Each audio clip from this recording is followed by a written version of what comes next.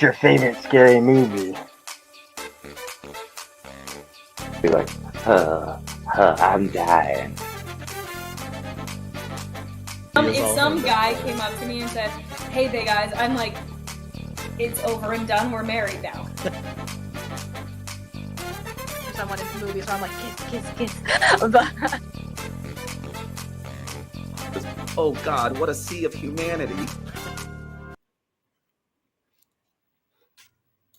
Ho, ho, ho, ho! Merry Christmas! I'm not even in the frame. What is going on? Hopefully everybody can hear me and see me. Yep. I got to go over here. It's weird. I don't like it. I don't hate like it. I don't like Can it. we switch it back? I'm fixing it. We're doing great, guys. Whew. That was almost an emergency that we had there. Welcome in, everybody, to 52/1994, your live movie conversation podcast where we dive deep into the movies of 1994. I'm your host, Cody, and I'm joined today by my special, fantastic co-host, Alyssa. Welcome in, Alyssa. Thank you for having me. For those tuning in for the first time, we're so glad to have you. Every week we do one of these, 52 weeks to be exact. We explore a different film from 1994, whether it's a classic hit, a quirky gem, or somewhere in the middle, which is a majority of these films. And then we dive into that year's important releases. We discuss them in detail. We chat with the guest about their thoughts about the movie. And then at the end, I ask them, a little bit about what they've seen recently and if there's anything good out there that they would recommend to people. Now, we do these on a monthly category, and this is our final month of 1994, and hopefully next year we will be moving into 1995, if you'll have me. Obviously, I can do this and nobody can watch, but that's, up to them. But anyway, our monthly category this month has been Read It and Weep, where every movie that we talk about this month is based on books. Today's movie of choice is Little Women. But before we jump into this week's movie, Alyssa, again, thank you for being my guest. I want to ask you, have you seen the film that we're discussing today at all? No, none of them. I know there's 3 of them. I've not seen any adaptation. I've never read the book. Don't know nothing about Little Women. I went in completely blind. I knew nothing. Well, that's good. I mean, that's not a bad thing. I don't even think I've read I don't think I've read Little Women. I don't think I've seen only one other one of these adaptations, and there's actually 7 total. 7 adaptations. Yeah, there were 2 silent films out there that came out before all this. So this is a classic story, been told time and time again. And, this is one of our more recent adaptations, of course, 30 years ago. And then in 2019, I believe, Greta Gerwig did her own adaptation. I'm sure that'll come up a couple more times in my discussion. But anyway, you've never seen this film before.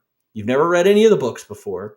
So based on that, what is your first impression? What was your first impression of this movie? I was very excited to see it. I'm like, it's a classic. I should totally see this. I also love Winona Ryder. So that's cool. I was bored. It was very slow paced. Which it is kind of in a way a slice of life movie. It's just like, and I didn't realize how autobiographical it was. It sounds like it is. So that makes way more sense now in post. Like if I had known that maybe going in, I might have had my lower expectations. Yeah. Because it is just watching a family's life. But I found it a little boring, to be honest. Yeah, I get it. No way. I loved it. That's okay. And other people loved this movie too. And we'll get into that when we talk about the people's reviews and everything. I will say this felt like a hug. Like it was like a comfort movie. Like I see why people love it or they watch it at Christmas time. It is a great Christmas movie to watch. So I understand. I do feel like I am in the wrong here. Oh, I don't think you're in the wrong. Everybody has their own opinions, and not every movie is made for every person. So, and honestly, like if it wasn't so back to back, I would ask you to watch the 2019 Greta Gerwig version just to compare, because Well, I want to. because I think that it fixes some of what you are asking or what you're like craving in this. Not because you're right. This is a lot of a slice of life. There are times when we are just, with a particular family member and they're just living their everyday life. And like, yeah, there's like obviously some drama peppered in. There's some romance peppered in. There's some lack of romance peppered in. But it is kind of like everything kind of just comes up short, I think. And that's just where the story goes. And whereas like Greta Gerwig's adaptation of this, I think like fixes some of those dullness, the factors there. Yeah, it felt at those scenes that should have been climactic, they felt anticlimactic.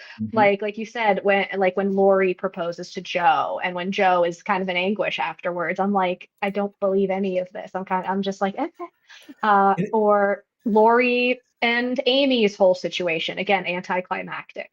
And Yeah.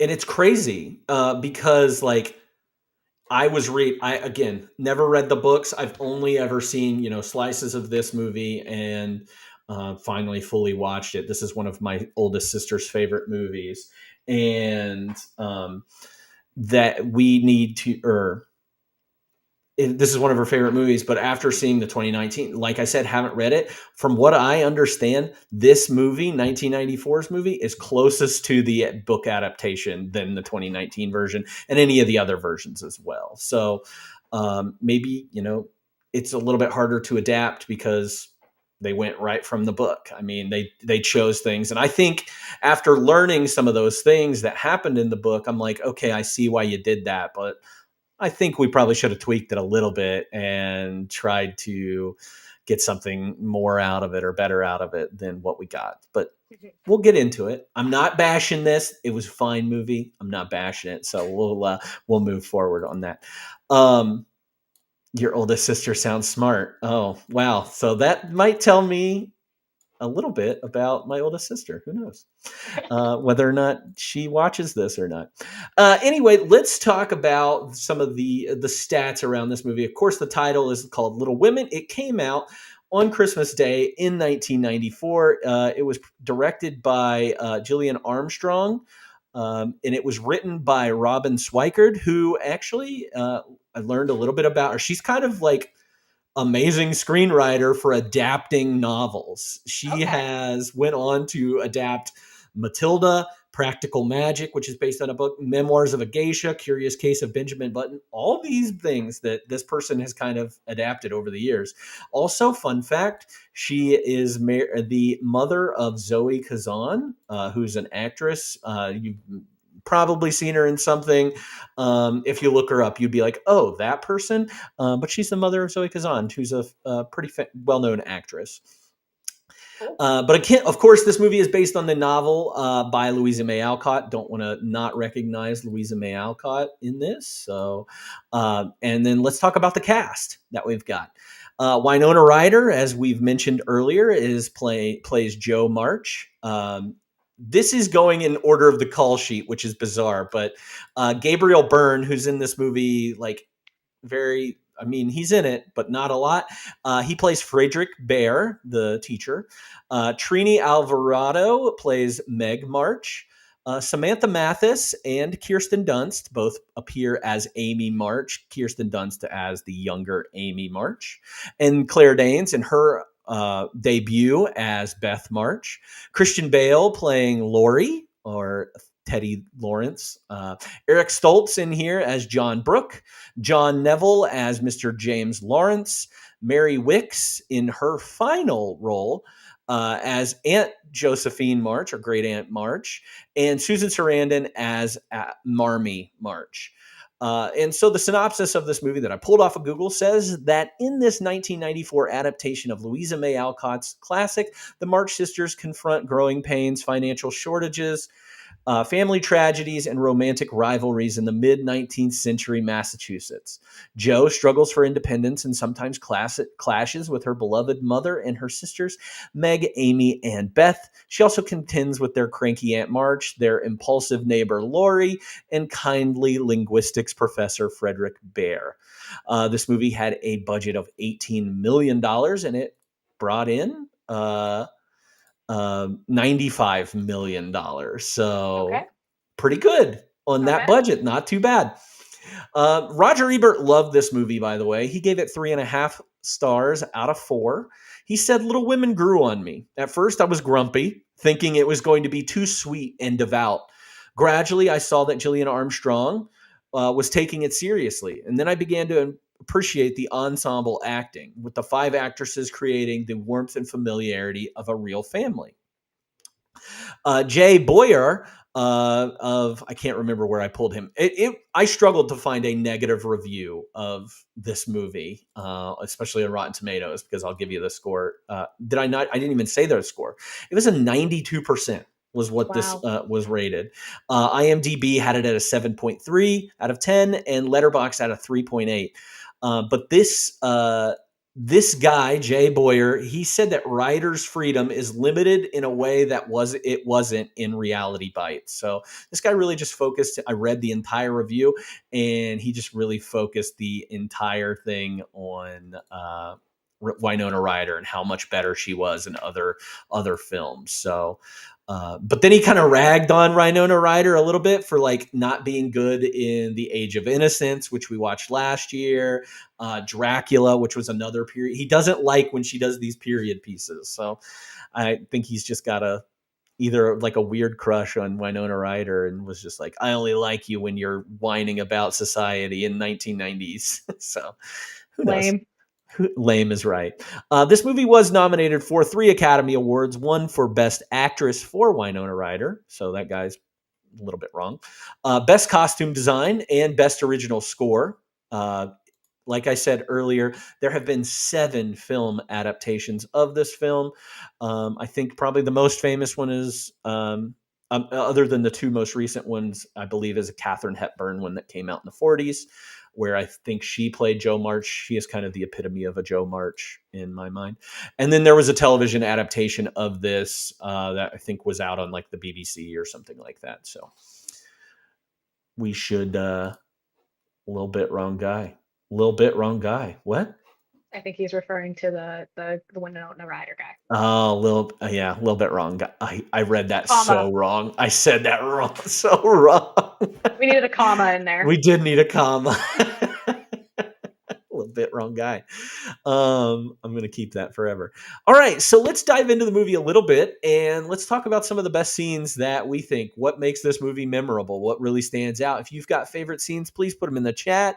I'm sure we'll hit on some of them in some way.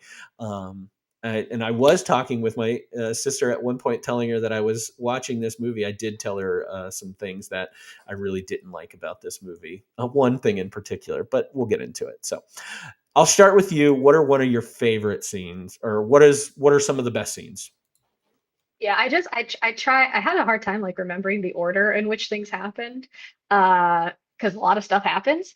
The first scene, I think in like chronological order that stuck out to me was the sisters all in the attic performing a play, and they see Laurie across the way in the window for the first time, and they're like, we should meet him, we should go talk to him. So it's introducing our characters, introducing Laurie. It shows, Jo being kind of the leader of the pack, with the fun. It kind of shows all of the girls' personalities too. I thought anytime that they were in the attic doing plays, I thought that was really fun and cute. They were cute. I think one of I like the first one where they're going through all they're reading the paper that they all put together and put patchwork together. I really liked that.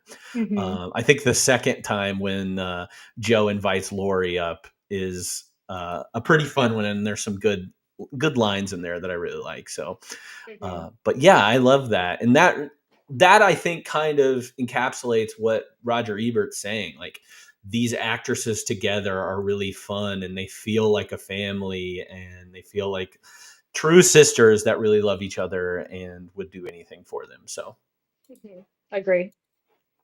What else? That's kind of it for the beginning. No, it's not the only scene. I was about to say, I was like, dang. No. I also pointed out when Beth gets sick for the first time. That was my next scene. Again, I'm not entirely sure if these are in chronological order or not. Yeah. But You see a lot of emotion coming from everybody. I really liked Beth. Um, I liked the actress, and I thought she portrayed her really, really well. Like I believed everything. I believed her being sick. Like I thought she did a good job.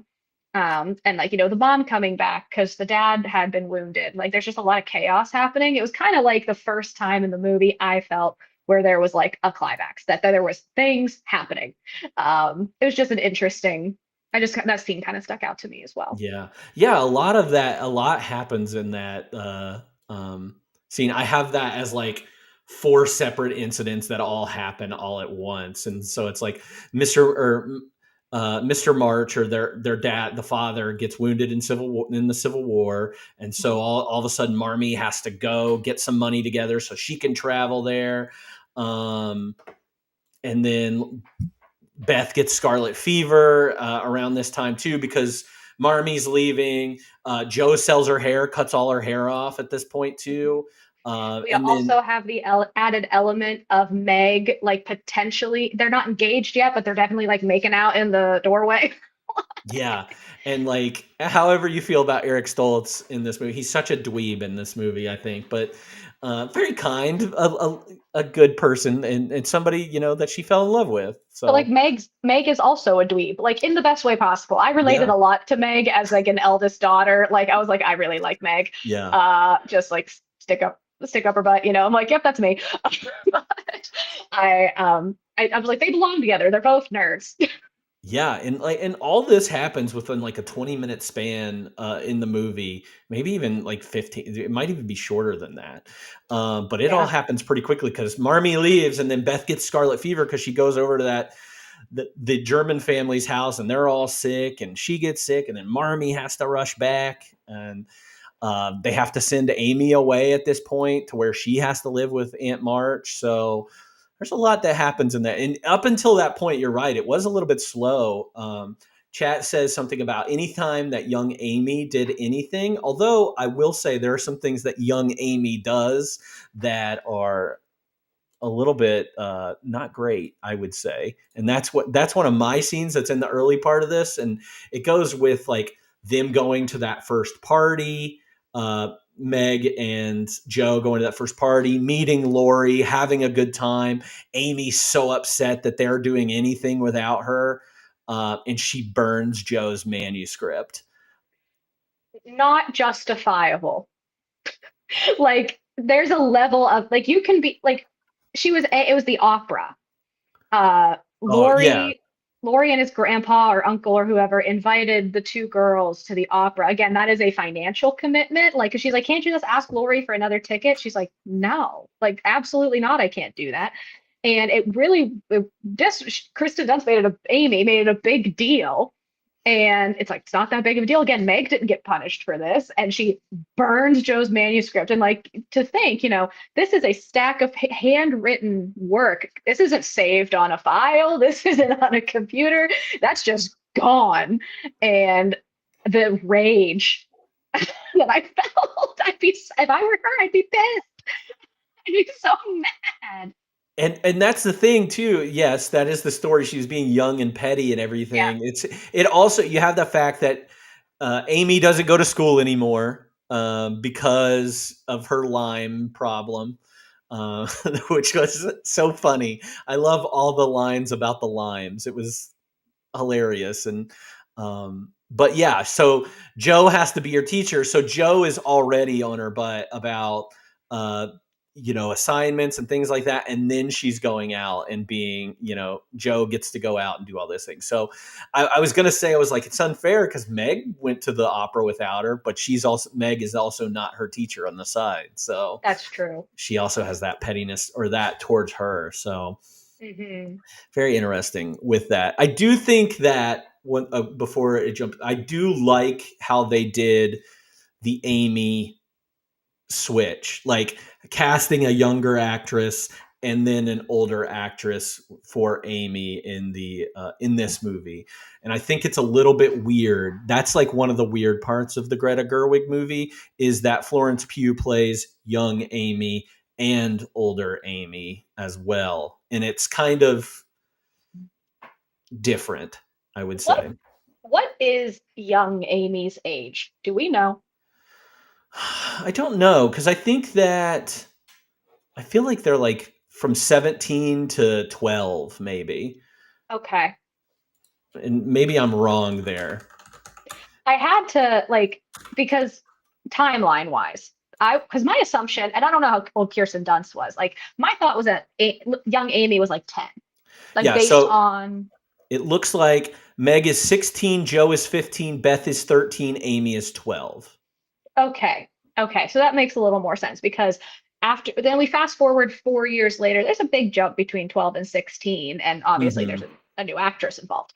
But um, the and then we get into the plot later. Like I'm like, how like is she old enough to be married? Is she old enough to like be traveling to Europe? Like I was like, what is this age of this person? Because I didn't really know. Yeah, I mean, obviously everything happened so much younger um back in the day, right? Getting married and things, being considered an adult.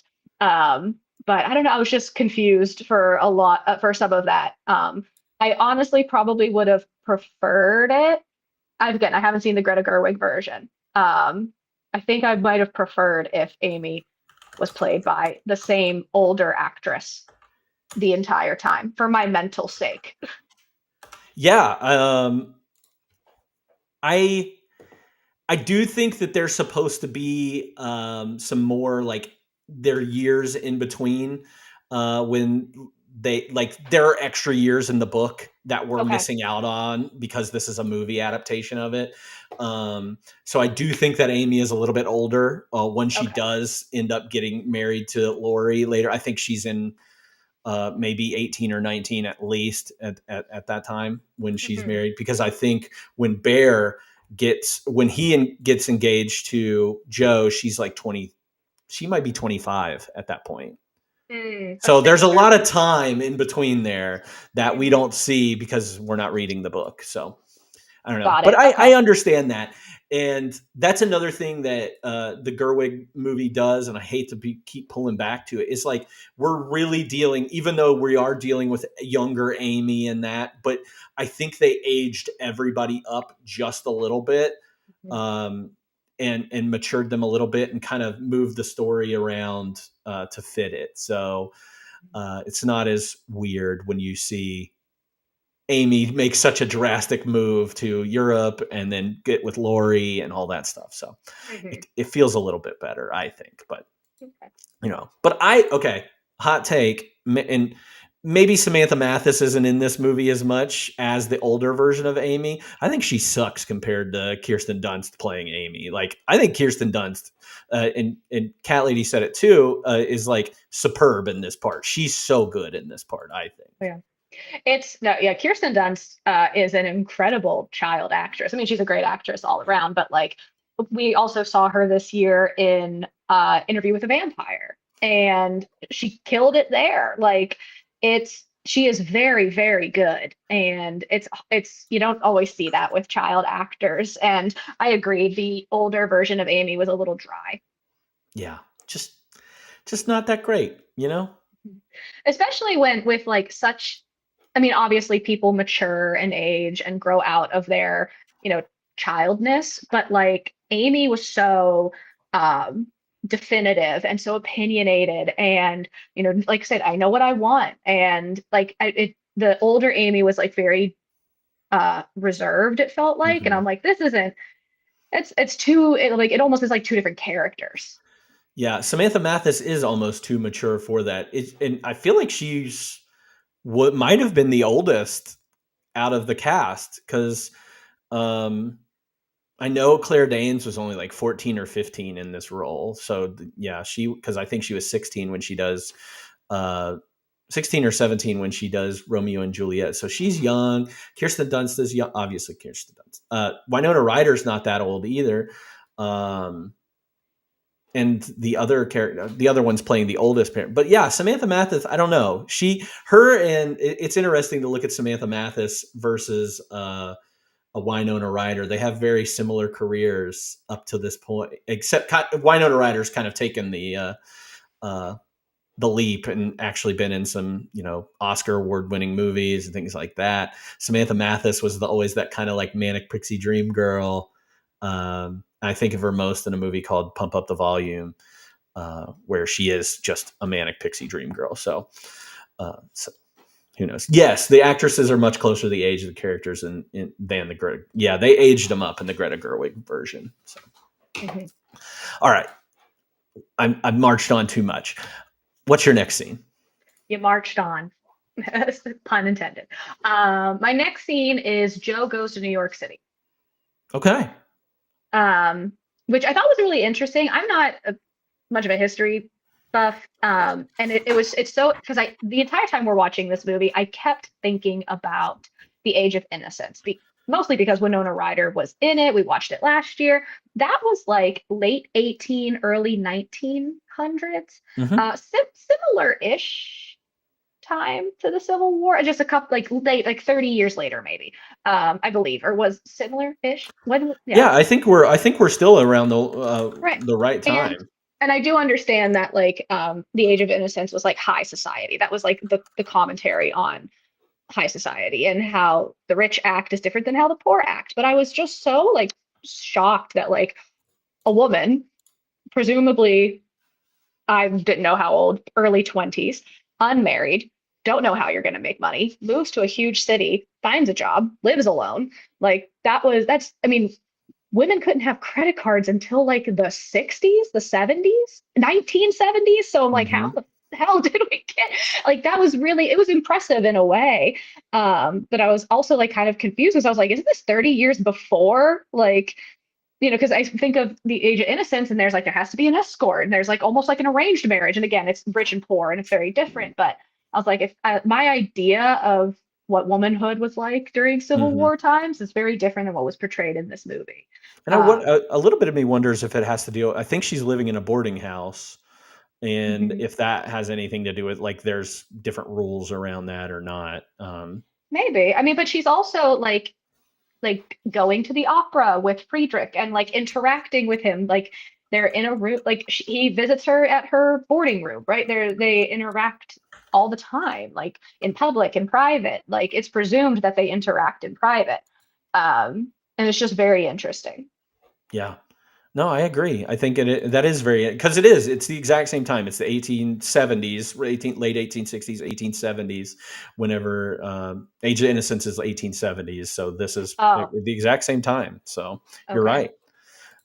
Good comparison there, and especially with like you were saying, high society versus a poorer society, and where the marches come from and everything. So, and there's also there's a level of we know that the marches have a certain idealism that they fall behind, and that they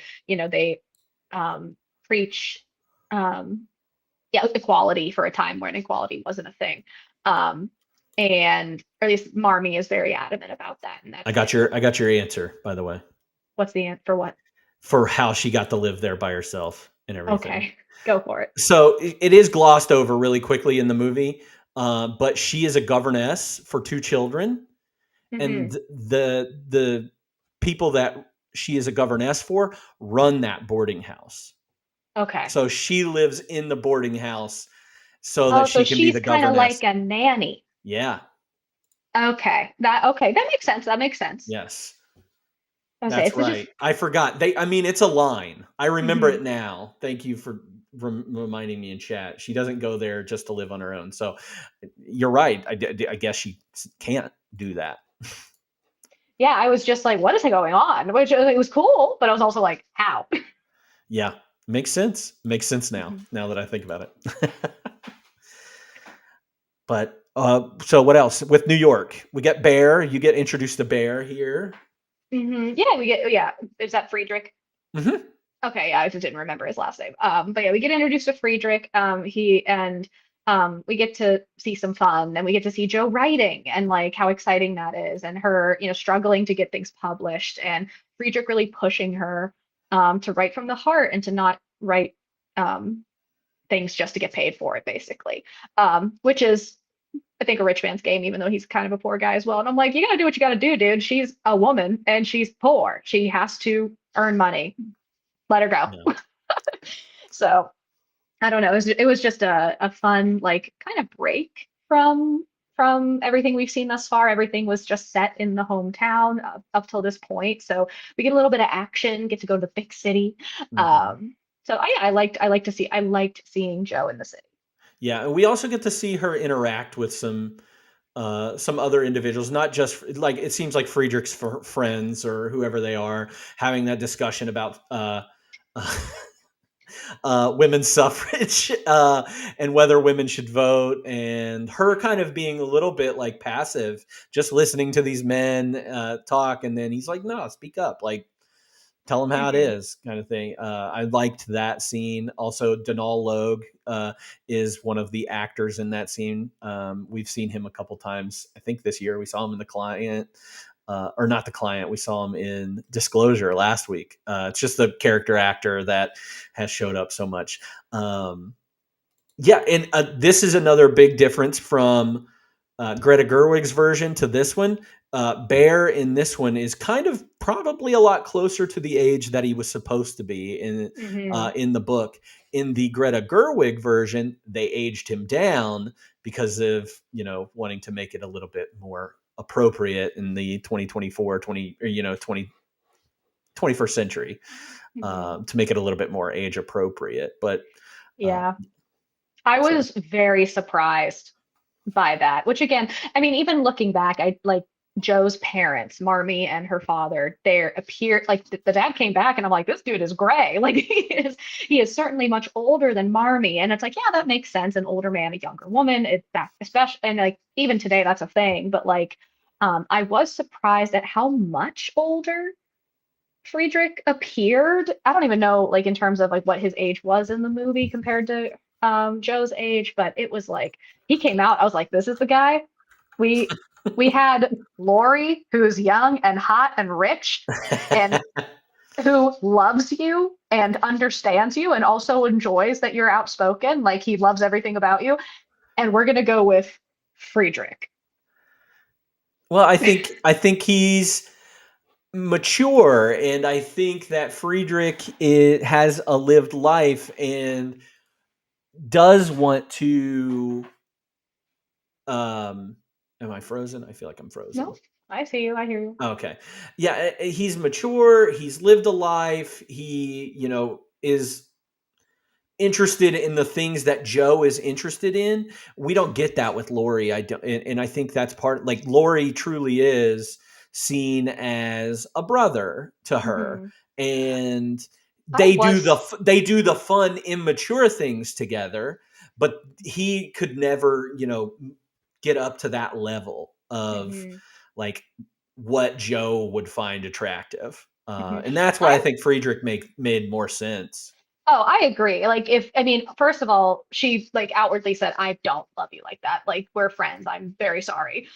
Which was a bummer. But like in the I again going into this movie blind, I knew nothing. But in the beginning, like Lori, when they're at that party, they're like kind of hiding together in the room. He goes, "Oh, I was actually kind of taken by that girl, and it's Meg."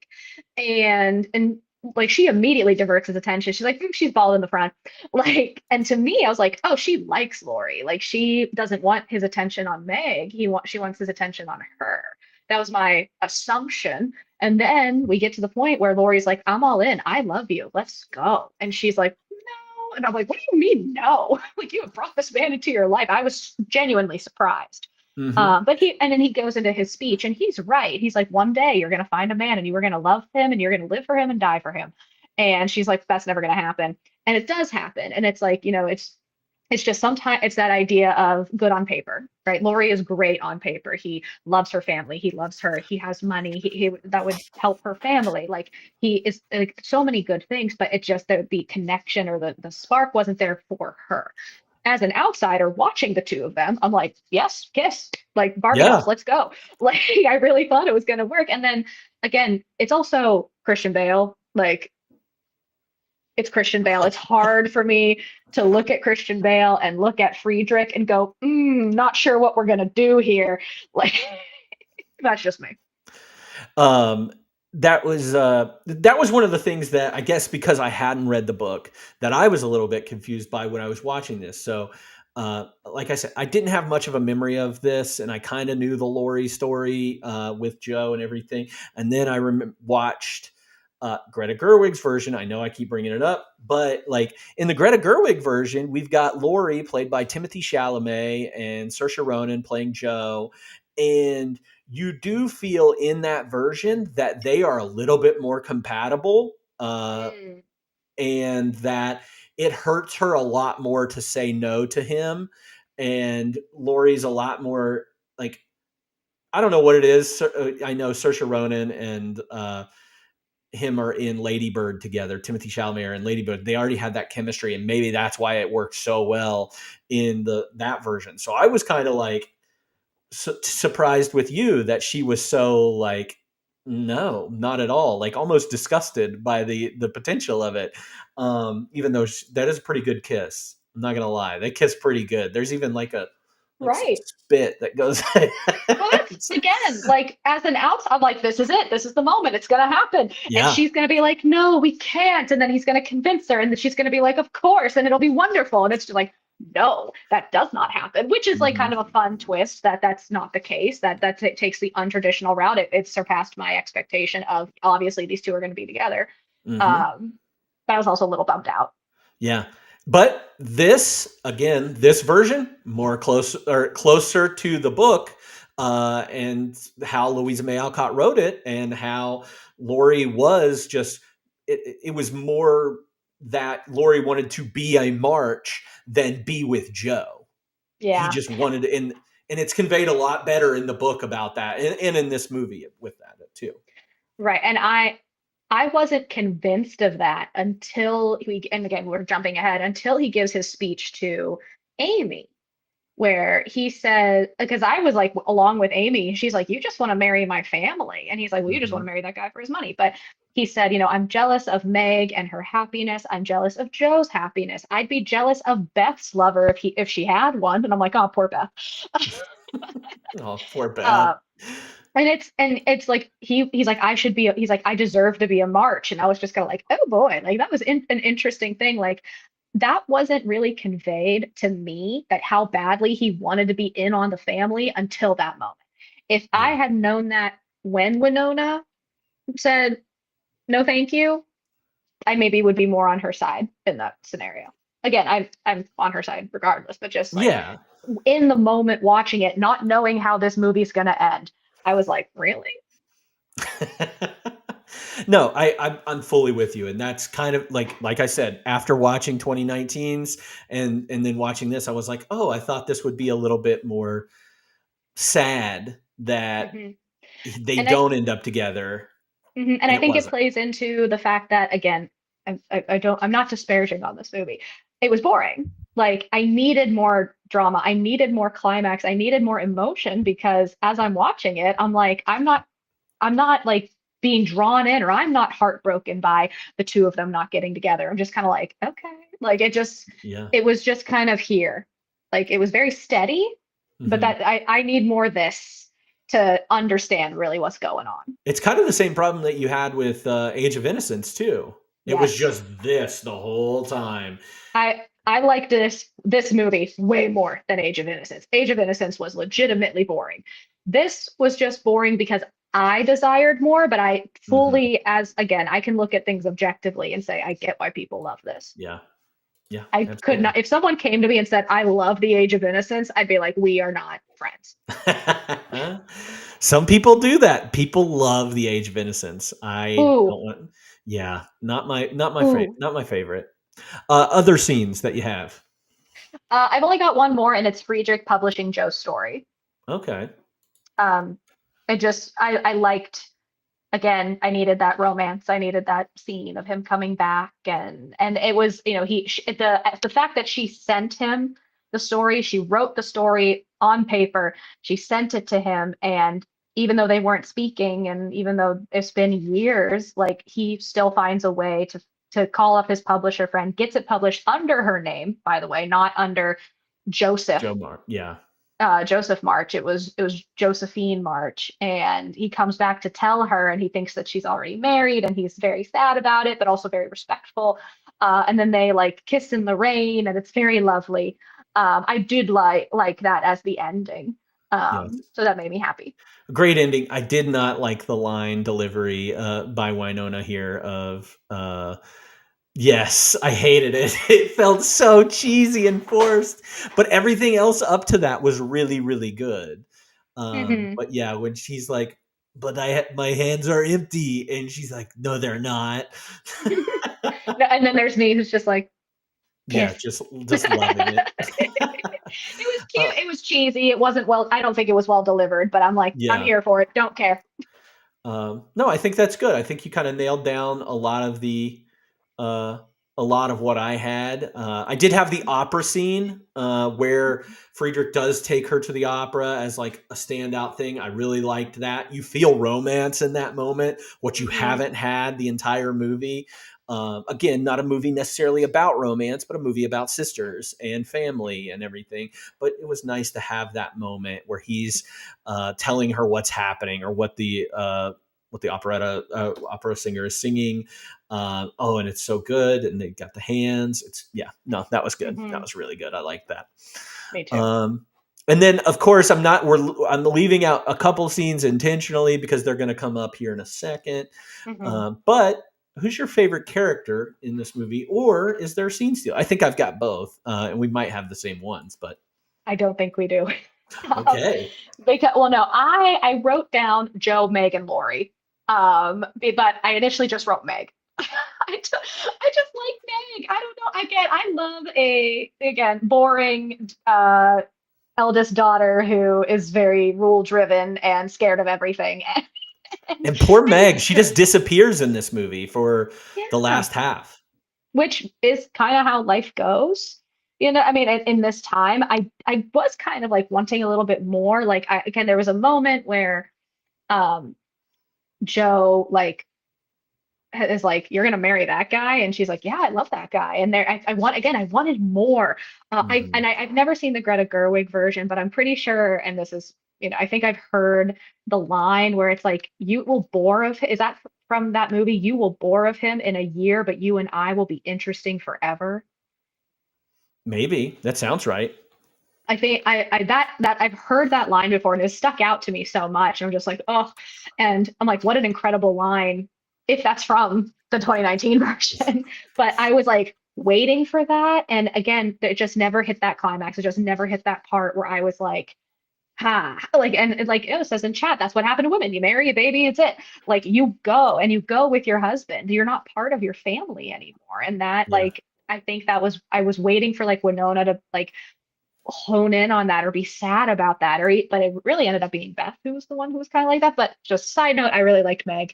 I Yeah. have Joe and Lori as my honorable mentions because obviously Joe's the star of the show. Yeah. But Lori was fun. I really like Christian Bale. I'm hard pressed to find a role that I don't like him in. I like Christian Bale. I like Laurie up until the moment that he proposed. Like during the proposal scene, I like him, and then I don't like him anymore. Yeah, I don't like his I don't like what he does with the character later. no, well, Where that I'll get into that. yeah, I just like Christian Bale. the line is, and it is in, I believe it is in the book, but it is, "You will be bored of him in 2 years, and we will be interesting forever." Hmm. Love And that. yeah, and then Meg goes on to say, "Just because my dreams are different than yours doesn't Hmm. mean that they're bad or whatever." Hmm. So, and one thing I do think about the Greta Gerwig version, not to bring it up. I mean, I'm bringing it up. I gotta stop We saying that. have to. Yeah, you have to. The Greta Gerwig version, Meg is a little bit more interesting. She's not in it it's a ton more, but she does get a little bit more time on Hmm. screen, and we do get to see her. She's played by Emma Watson. Watson. Yes, sorry, Emma Watson, and Hmm. does so pretty well, I think. We love Um, that for her. I'm gonna say Joe is my favorite character because I really do think that Joe is fun, and I just like the character of Joe. Like, Hmm. I don't like to classify, like Roger Ebert in his review classifies her as a tomboy. I don't feel like she is a tomboy in a traditional sense of like what people call a tomboy. I just feel like she's the most interesting of them. And Well, she if that doesn't. means that she's a tomboy, then whatever. But like, she's interesting. She's smart. She wants to act. She wants to do all these things, but she also is responsible. Like, and knows what she has to do at certain time. Like, oh, I do have to teach my sister. She can't be taught these other, like, at these terrible schools. And I just really like it. Well, I think the idea of a tomboy is, first of all, archaic. But it's the idea of rejecting femininity. Like, I want to wear pants, or I want to play sports. I don't want to wear dresses and skirts. Winona Ryder doesn't reject femininity. She rejects society. Mhm. Like, she doesn't want to play the role of a woman. Not necessarily she doesn't like her femininity, doesn't like being a woman. She just wants to hold a job. She wants to be taken seriously. She wants, like you said, to act and to write the way a man, a white man specifically, can. White man. No. But that's I say, so it's more so a, like, she is a standing up to society rather than her femininity. I think I wouldn't classify her as a tomboy either. And that is what all the March women are taught too. Even though Beth goes on to get married, or she wants to marries poor and has babies and everything. Meg marries and does all that. She's still been taught by the same woman in the same household, and they still know all those and know their worth. And I think that's one thing that Little Women does really well, is say that no matter what you choose in your life, you can be proud of that, whether it is mother, whether it is teacher, whether it is author, maybe it is high society that you're seeking, or maybe it's death, which is one of the other ones. She didn't choose that. Poor Beth. But you can be, a woman and be all of these things and aren't put into a box. And I think Little Women does that so well. And especially at a time, Louisa May Alcott wrote this at a time that probably, most women probably aren't getting published with stories like this. No, the fact that this has been published at all is wild. Yeah. So, but young Amy is my scene stealer. I think Kirsten Dunst steals every scene that she's in. She has some great one-liners. Like I said, I could hear her talk about limes and being popular in school for at least a half hour, because I thought it was so adorable. And it was cute. She's so good at being conniving. She's so good at being, petty. And then I loved her, and it's annoying, but I loved her being sorry when she got caught and everything, and like her being upset. Her immediately screaming, "I didn't do it," is peak 12-year-old. Yeah. She was so good. Yes, and her talking about her nose and how she won't have a good nose, and she wishes she could fix. I was she was good. She was just classic. I loved her. We'll get to that nose bit later. All right, let's talk about some of the lines where we can pull these out here. I have a couple.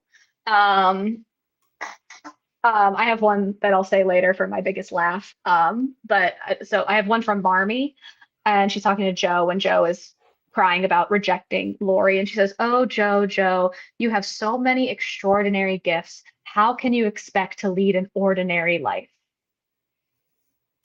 We haven't even talked about Marmee. Love Marmee. Like, if we're looking at it, minor character. Understated. But I love her. What's the actress's name? Susan Sarandon. Yeah. I don't think I've ever seen her do anything bad. Like, she's great. No, I love her. And I do think that the Marmee character is understated, and with minimal screen time, just really delivers an impact. She lords over that house. She raises them while her husband is away, and like they're doing fine on their own. And like I said, every single one of those daughters knows their worth and knows what they need to do in the event of, tragedy, poverty, sickness. They all know and are prepared because of what Marmee does. Mm-hmm. So give her flowers. Give Susan Sarandon her flowers there. You got one? Yeah. So one of the parts that I was talking about when Joe is trying to get Laurie to be a part of their play acting and all that stuff there, Amy says, "But we bare our souls and tell the most appalling secrets." I thought that was very funny. It is cute. And something that Laurie repeats back to her when he says that I will keep all your appalling secrets. And Mhm. I thought that was cute.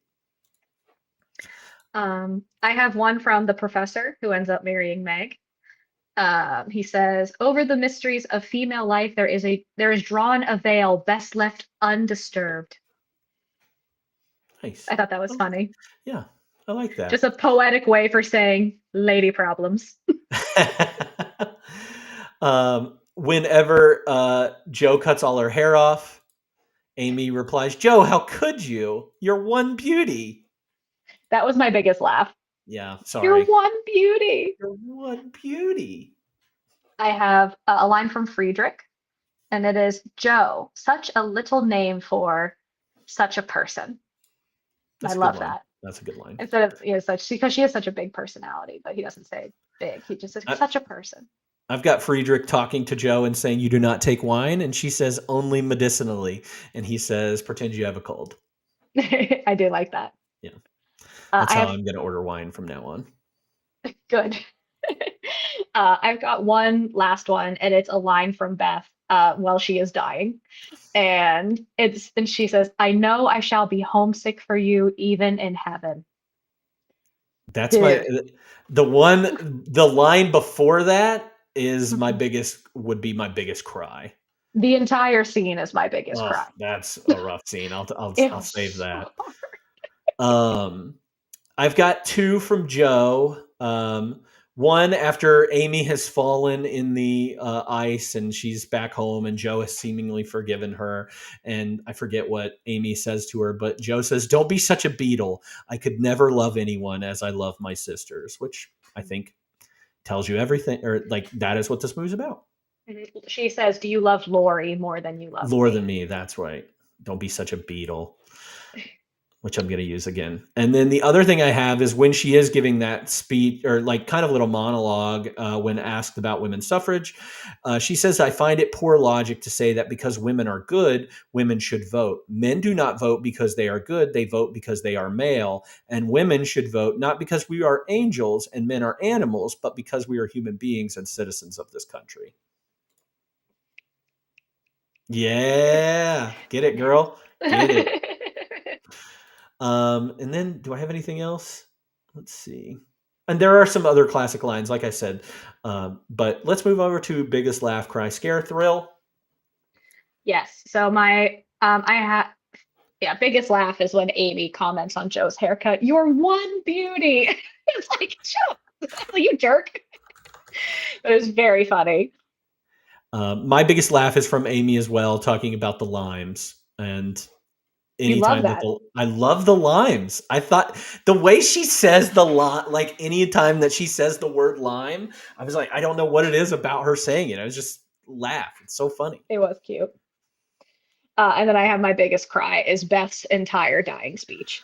Oh, Jesus Christ. Gosh. Yeah. She says, "Why does everybody want to go away? I love being home, but I don't like being left behind. Now I am the one going ahead. I am not afraid. I can be brave like you." Yeah, I specifically did not write the entire thing down because I would start sobbing. Oh God. It was bad. It's good. It's so good. That's because we don't get a lot from Beth.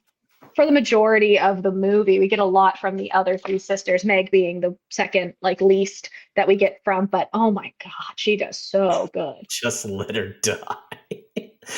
And then that'll come up in my my most ridiculous moment here in a second. Also, when Amy falls in the water, what a thrill. Oh, I thought she was gonna die. I thought that was it.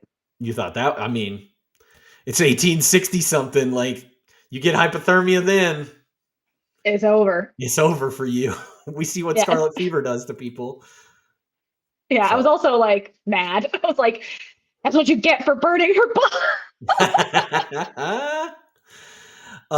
Most ridiculous moment. I have a couple. I already mentioned how the age gap between Friedrich and Joe. I understand that was fine for the time, but in 2024 vision, it is odd to watch. Yeah. I I also put Amy wanting to change her nose, walking around with a clothespin on her nose. I was like, what are we doing? Like, I it's just didn't it's understand that that's what she was doing at first. I was just oh, like, I clocked somebody it stinks, and immediately. then I didn't realize that's what she was doing. Somebody stinks. Well, that's some again, and it's interesting. Again, you have a mom and a family who is like strongly feminist and like you are, make good decisions and be smart and be, be what you want to be. And then you have this tiny little girl who is just very like wanting to change her appearance and that's all she cares about is being popular. Now, granted, she's 12. Fully understand that. She's gonna grow out of it. But it was like kind of surprising to see like that of all like of this very strong female household, you have one of the daughters who is just that is all she gives all she cares about is fixing her nose. And I'm like, that's really sad to be that young and to have that body image issue. But again, it's a joke, and I'm over here going, oh my god, like it's not that serious, Alyssa. To me, it felt serious. Well, but I mean, I feel like this book could stand the test of time and Yeah. be an outlet for girls and young women and women down the road. So, and I have one more, and it's just Lori and Amy. That made me mad. I'm so mad. That should not have happened. He's a March, though, and it's they both get what they want, and maybe they do love each other, and I think that probably do love each other. But I'm saying, like, Lori gets to be a March, and Amy gets to be high society because of marrying Lori. It feels like a marriage of convenience. Yeah. And I also, if I were Amy, it would be in the back of my mind for the rest of my life that he was in love with my sister. Like what? But he wasn't in love with her. I don't believe that. You can believe it. I promise. I know. I'm saying if I was Amy, it wouldn't matter how much he told me that. I'd be like, no, you still love Joe. Or he proposed to her. Yeah, you at least want to, kiss her. Like, he did kiss her. He did kiss her. I don't want to marry someone that has kissed my sister. I'm sorry. That's not my business. It's like a tie, kissing your sister. I want my partner to look at my sister and go, absolutely not. Don't worry. Never in my life. Don't worry. Slay. I have Slay. my ridiculous moments are one. They're not moments as much as they are just things that I don't want to see. And it is Lori's facial hair is terrible. I don't grow great facial hair, but like, Lori's facial hair is atrocious in this movie, and just couldn't. Even when it did get better when he took off this part, but the mustache, like it was a little bit better, but still no. Christian Bale, like sorry. It was only to show the passing of time. Yes, there is no other reason to show. It was just like, 5 years later. Like, it's just because he looks identical. Because again, it's not 5 years later, in real time. But it's just so funny. It's like the only reason for the facial hair was to show a couple years had passed. And then finally, my other thing, and this is what I had brought up to my sister, is that Claire Danes is one of the worst criers I have ever seen. And it's not just in 1994. She has cried she cries in everything that she's ever in. Romeo and Juliet, she cries. Homeland, I think that's those shows she's in. She cries. And she just looks so ugly when she cries. And she's a beautiful person. That's not saying anything about her actual looks. She is the ugliest crier in the face of the planet, and I couldn't stand to look at her when she was crying. Wow. Yeah, that's my stance. Sorry, hot take. Hot take. I had a friend like that who seriously dated a sister, then ended up marrying a younger sister. It was weird. No. Not for me. Not for me. Not for me. And yes, see, so ugly, the worst crier. But I love Claire Danes. She's wonderful. Mm-hmm. But yeah, just there's something, I don't know what it is. Not for me.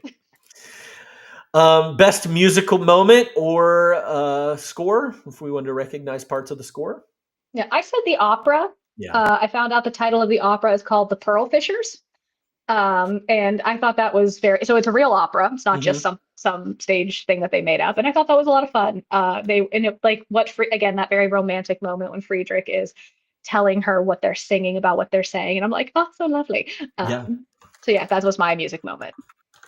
And then the score was, for this movie was done by Thomas Newman. I kind of talked about it last week when we were talking about who was nominated for the best score of 1995. And of course, Hans Zimmer won for The Lion King that was nominated this year. So we've got this one. We've got what else was it? What is it? Best score. Sorry, I had this at one point. Little Women, Shawshank Redemption, Interview with a Vampire, and Forrest Gump. And I just think that Interview with a Vampire should not have been nominated for that. I'll stand on that ground because I actually did think that this was a really good score, especially like there are very big sweeping moments, a lot of violin in this one, and which is good for the time, the 1870, like it was good. But there's like these sweeping moments with the violin, especially at the beginning of the movie, but at the very end, whenever we have them cutting away from or pulling away from Bear and Winona and like having that moment, the music really elevated that scene. So I would also like to add for honorable mention, Beth playing the piano after she got sick the first time. There's a lot of singing in this movie. That's a good scene that we didn't even talk about. Was her coming down for Christmas and playing it after being sick and her mom making her better. Oh God, that's a good scene. There's a lot of moments. There's a lot of good moments in this movie. None of them are just big.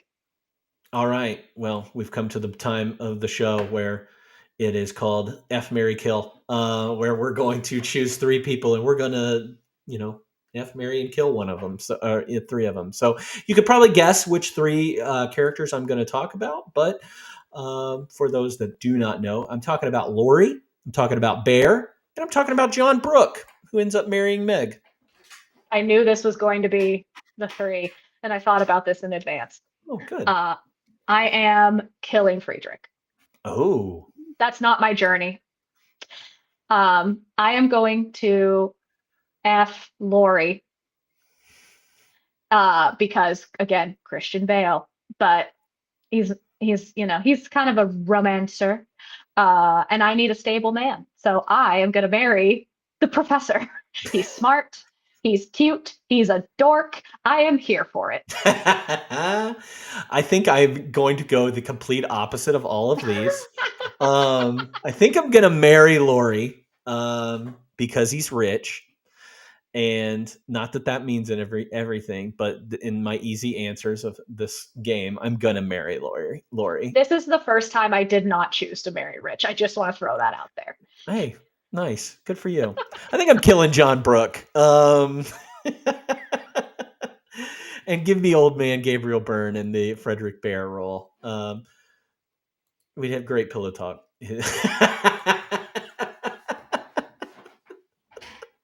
And that's what I'm going with. That was easy enough. That's good. I'm glad that you had already thought of those people. Yeah, John Brooke. He doesn't do it for me. Love Eric Stoltz, but he's just not my bag. No, I'm a Meg. It's like kind of like the Sex and the City characters. There's 4 of them. You get to pick which one you are. I'm a Meg. I'm such an Amy. You're such an Amy. I'm gonna fix my nose. It is too big. I hate it. All right. Who gave the best performance? Stop hitting on me. I think Winona Ryder. I'm a huge fan. It's pretty hard. You're pretty hard pressed to find me to not like her in a role. Even in Age of Innocence, was she the best? No. Did I still enjoy it? Yes. She was the best in that movie in my eyes. Yeah, everybody for a movie that wasn't that my favorite. Yeah. Right, but yeah, exactly. I love her, and I think she's fantastic. So that's my pick. Yeah, I'm going with Winona too. Free Winona, she's the best. All right, 1994 recast or a 2024 recast. You can do either. You could do both. I only did a 94 recast. I didn't do 2024 because the most So recent movie close. was made.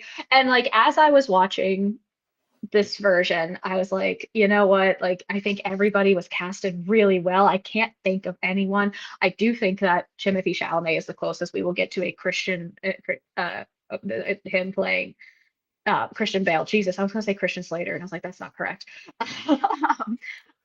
Like his version of Laurie. Mhm. I did have a thought where potentially Keanu could have been a good Laurie. But I maybe that's because I think Keanu and Winona are fantastic together, Yeah, and I just love Keanu and want to put him in everything. But he's a that's all I sweetheart. had. He is a sweetheart, and we could have put him in this instead of even Cowgirls Get the Blues. Oh yeah, that's very true. That movie, very bad movie indeed. The only things that so one I want to bring up about Bear in this. So I think that Gabriel Byrne, the guy that plays Gabriel Byrne in this, looks like an older version of Timothée Chalamet. Like I couldn't help but think, like if you age Timothée Chalamet up like 30 years, he looks like this guy. I think. I disagree. That's all right. We don't have to agree on everything. But that's just something I picked out. Reese Witherspoon was actually up for the role of the older version of Amy, and I think she would have been better.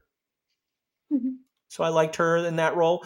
I did find a German actor that was roughly in his 30s that could have played Bear and would have been a lot better. His name's Thomas Kretschmann. You can look him up if you want to see what he looked like at the time. Much more handsome than this guy. Not with Gabriel. I love Gabriel Byrne. I think he was a little too old for this role. But Thomas Kretschmann, I think he would have been good. Would Leonardo DiCaprio have been a better Laurie? Ooh.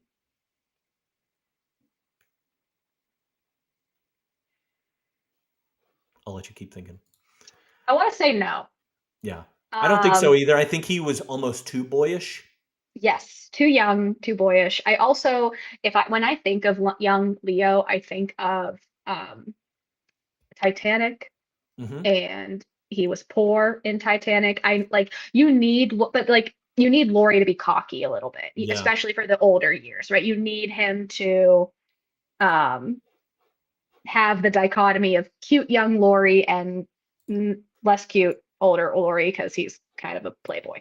And I don't know if Leo's a great actor, but I don't know if I can see him doing that switch really well. Yeah. Minnie Driver as Joe. Now I'm talking young Minnie Driver here. Could she have been a better Joe than Winona Ryder? I'm just saying. I don't know who that is. Well, that's okay. And then Laura Dern as Meg, as the oldest sister. She would have been a little bit older. She would have been in her 20s, but Laura Dern, she's Marmee in the new one.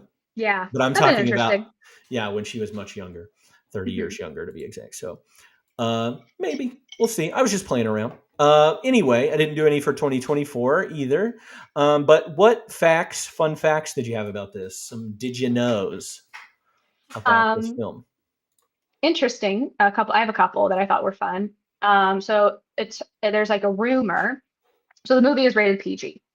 And there was a rumor that the studio pressured MPAA to rate this PG for box office and marketing reasons so that it could be sold to a teenage girl audience. So the MPAA complied, even though this is in practice, a G-rated movie. Yeah. There is no harsh language. There really is no reason this shouldn't have been a G-rated movie, but they wanted to appeal to an older audience. That's interesting. Mm-hmm. And honestly, it might have worked. Like, I agree. I also would not say this is a G solely because of the death of Beth. I don't think this would be a G-rated movie. Like G-rated is Lion King, and even Lion King has some death in it, but not like this. Maybe Lion King should have been rated PG. I don't know. It had more fart jokes. This movie didn't have enough. There was a severe lack of fart jokes. thematic elements and smoking. Oh yeah, they did smoke barely. What do Eh. you got? What do I have? This one, I really liked this one. So costumes are handed down from older sister to younger to underline the family's poverty and the connections between sisters. And they do that in this movie. So Joe's red plaid dress worn to the ball where she meets Lori is worn the following Christmas by Beth when she comes down the stairs after being ill. Joe and Beth are close to each other as Meg and Amy are close to each other. So Meg's blue striped dress that she doesn't end up wearing to Sally Moffat's debut ball is worn years later by Amy when she announces that she's going to Europe with Aunt March. I kind of like that they're showing that they use their clothes over and over, that they never let anything go to waste. I really liked that. Yeah, I did notice that Amy was wearing the blue dress, and I was like, oh, that's Meg's dress from earlier in the movie. And I thought that was like, oh, it's a poverty thing, but like I liked this added element of it also showed which sisters we had closer relationships. Yeah, that's good. Any other one? I have one more. Oh, I have two more because I had that costumes one as well. Marmie's first name is Abigail and in the movie, and in the books, it's Margaret. Just in case anyone was wondering what Marmie's first name was. Yeah, interesting. My other one that I have, and then I have something about the Marmee thing that I just thought of and read. Winona Ryder introduced Christian Bale to his future wife, Sibby Blazek, who they're still married, on the set of this film as she worked as Winona Ryder's personal assistant at the time. So that's fun and cute. That was the other one I had. Yeah. Did you know that Marmee is supposed to be, it's like mommy. Mm-hmm. And that's why they call her that. But they didn't, there's something about like the way that the dialect changed that it was always supposed to be mommy and not Marmee with a hard R in this. So this, I read that same thing. So this takes place in Massachusetts, right? So if we think of the very stereotypical Boston accent, they don't say their R's. It like ka, right? Yeah. Right. You know, the stereotype. So I think how it was written was that like because I think it was the author, her accent, her Massachusetts accent was so thick, she made an assumption that the actual pronunciation of mammy wasn't mommy. She's like, well, if we say it like that, there must be an R in there. So because Massachusetts doesn't pronounce the R, so that's where that came from. That's interesting. So strange. But I like Marmee. I think that's fun. Any other fun facts? Nope. All right. Well, like a fine wine and dish, if you could pair this movie with another movie for a double feature, what would you choose? Or if you have song or book that you might pair with this, other than Little Women, what would you choose? I've got 4. So, of course, I picked Little Women 2019 for obvious reasons. I picked Pride and Prejudice. Also a movie with sisters, also having to do with marriage and women and things, society. I picked Legends of the Fall, which we just reviewed 2 weeks ago, because a man who knows a child in her childhood decides to marry her when she gets older, and I didn't like it. And my last one, I picked the musical Hamilton. Okay. Again, a period piece during the war, but specifically because Winona Ryder writing so much, Joe's character writing, it reminded me a lot of Hamilton and the line, like, why do you write like you're running out of time? Okay. And like the amount that she wrote, and she'd stay up late and her trying to get things published. Like I was like, oh, I kind of see a little bit of parallel there. So those were my picks. Well, you took a couple of mine. Right. No, that's okay. Pride and Prejudice, obviously, I think is a good one. Little Women, of course. Any of the Little Women you could obviously pair with this. I've only seen 2 of them, so don't come at me for not knowing the Katharine Hepburn one. I picked specific sisters movies, and sisters that do have a little bit of a rivalry of them. So one of them is A League of Their Own. And women, you know, women, yeah. And then Sense and Sensibility, which is just another version of Pride and Prejudice, I would say. Another Jane Austen, and it's about two sisters, I believe, in that as well. And also, that's a movie that maybe we'll talk about in 1995. We will talk about in 1995 because it was a Best Picture nominee. So those are the ones that I picked, other than the two that you picked. So, Nice. all right, now it's time to get down to our ratings, which is going to be divisive for some of the people in our chat, but that's okay. Because this is how we do it. On a rewatchability scale of 1 to 5, how likely are you to rewatch this movie? I gave it a 2. I'm not opposed. I think I'd rather watch a different version first. Like I want to see 2019. I would maybe even watch the 40s version. If it's on, I'm not opposed. Just like having it on in the background. Again, it's very like comforting. It's very like hug kind of a movie, but I am not going to seek this out on my own. Yeah, I gave it a 2 too. It doesn't really have that rewatch. Like, it's not something that you were right about, like the Christmas and the comfort and all that stuff. Like, but this isn't like a Christmas movie that I'm going to pop on every year and be like, I have to see Little Women 1994 again. So yeah, I'm going to give it a 2 on rewatchability. If you had to rate this on a scale of 1 to 5, just overall, what would you pick?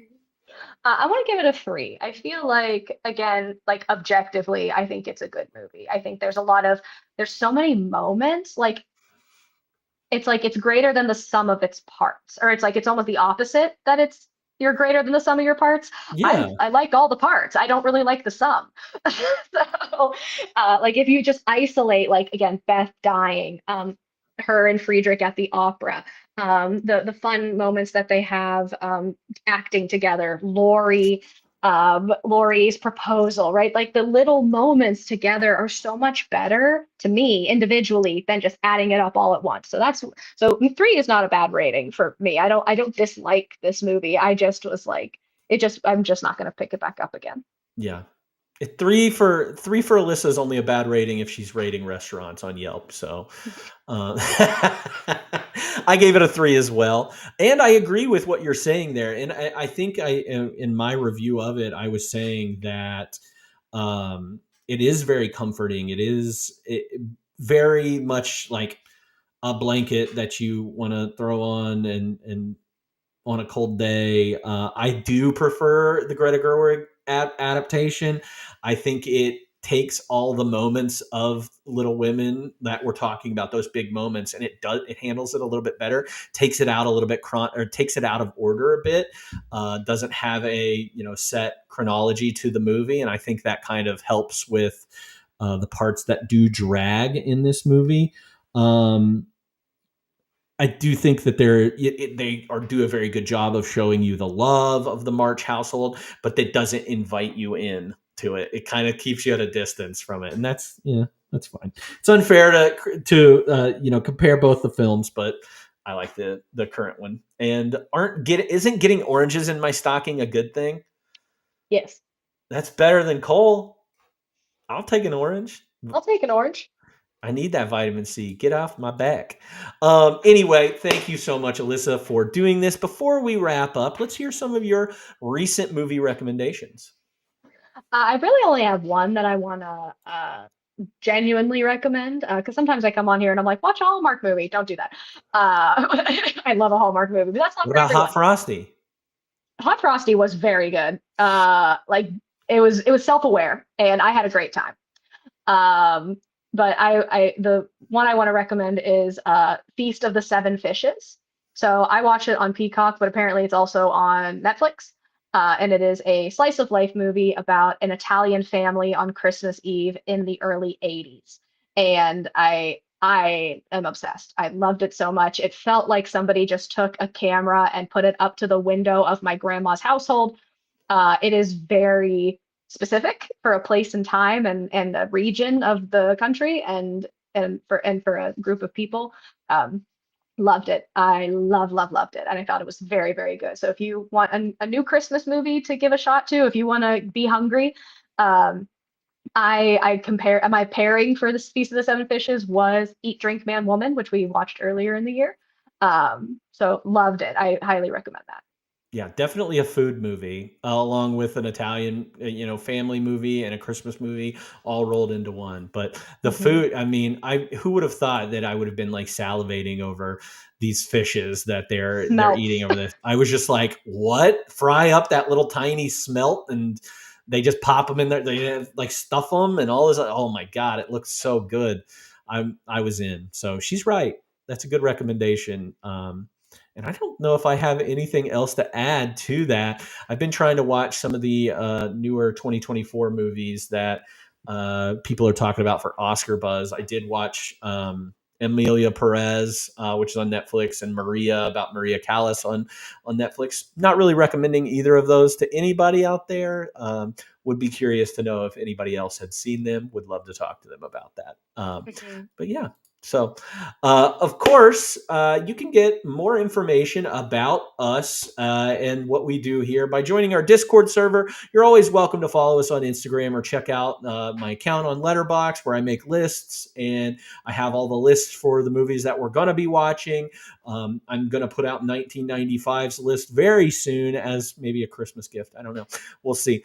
But we do also have a class of 1994 poll to vote on some of the favorite movies. Even if you are a newcomer and you just want to vote on some movies or vote on a poll and see what else we do, like an award show at the end of the year. So we'll do that at the end of the year. So you can do that. You can find that in the Discord server if you want to. Next Sunday, not this coming Sunday, sorry, Sunday, December 29th, we're going to be covering our final movie of the year. It is called Nobody's Fool. I have never seen it before. It is supposedly really good. It also based on a novel, finishing out our 52 movies for the year. It is streaming on Canopy if you do that with your library, or you can just get it video on demand and pay for it and rent it there. So we're going to be doing that Sunday, December 29th. We'll be talking about Nobody's Fool and finishing up the year. But for everybody else, thank you so much for tuning in. Thank you for the subscription that came in earlier. I appreciate all subscriptions, all followers, all chatters. I appreciate you. And of course, I hope you have a great Christmas and a happy holidays. And we'll see you on December 29th. Thank you all so much.